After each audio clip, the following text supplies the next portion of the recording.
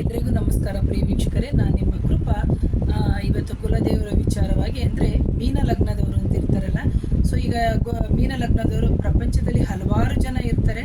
ಆದರೆ ಎಷ್ಟೋ ಜನಕ್ಕೆ ಅವರ ರಾಶಿ ನಕ್ಷತ್ರ ಗೊತ್ತಿರುತ್ತೆ, ಅಕಸ್ಮಾತ್ ಕೆಲವರಲ್ಲಿಗೆ ಗೊತ್ತೇ ಇರಲ್ಲ. ನಮಗೆ ಮೀನ ಲಗ್ನ ಆದರೆ ನಮಗೆ ಕುಲದೇವರೇ ಗೊತ್ತಿರಲ್ಲ ಅಂತ ಹೇಳ್ತಾರೆ. ಅಂಥವ್ರು ಏನು ಮಾಡಬೇಕು ಅಂತಂದರೆ ಸರಳವಾಗಿರುವಂಥ ಪರಿಹಾರ ಅಂದರೆ ಕುಲದೇವತಾ ವಿಚಾರವಾಗಿ ಅವರಿಗೆ ಅವರ ಕುಲದೇವರು ಬಂದು ನೀರು ಹರಿಯುವ ಅಂದರೆ ಕಿವಿಗೆ ತುಂಬ ಶಬ್ದ ಬರ್ತಿರ್ತದೆ.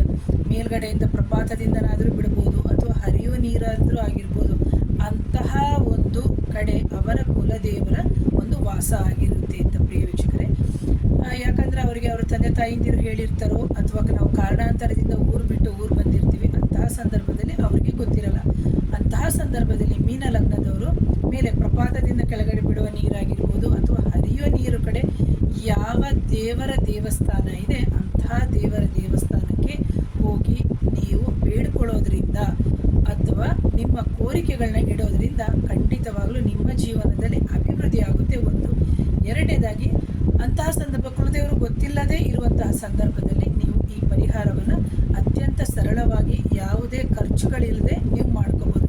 ಸೊ ಅದು ನೀವು ಅಕ್ಕಪಕ್ಕದಲ್ಲೇ ನೋಡ್ಕೋಬೇಕು ಅಥವಾ ದೂರ ಅಂದರೆ ನೀವಿರೋ ಸ್ಥಳದಿಂದನೂ ನೋಡ್ಕೋಬೋದು.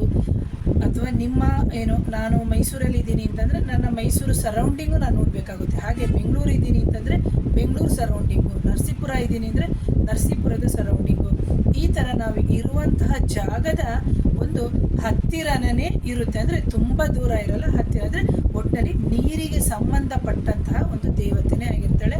ಅಂತಹ ಕಡೆ ಹೋಗಿ ನೀವು ಆರಾಧನೆ ಮಾಡೋದ್ರಿಂದ ಖಂಡಿತವಾಗ್ಲೂ ನಿಮಗೆ ಒಂದು ಕುಲದೇವರ ದರ್ಶನ ಅಥವಾ ಕುಲದೇವರ ಪ್ರೀತಿ, ಕುಲದೇವರ ಆಶೀರ್ವಾದ ಅಥವಾ ಕುಲದೇವರ ವಾಗ್ದಾನ ಅಂತಲೇ ಹೇಳ್ತೀವಿ.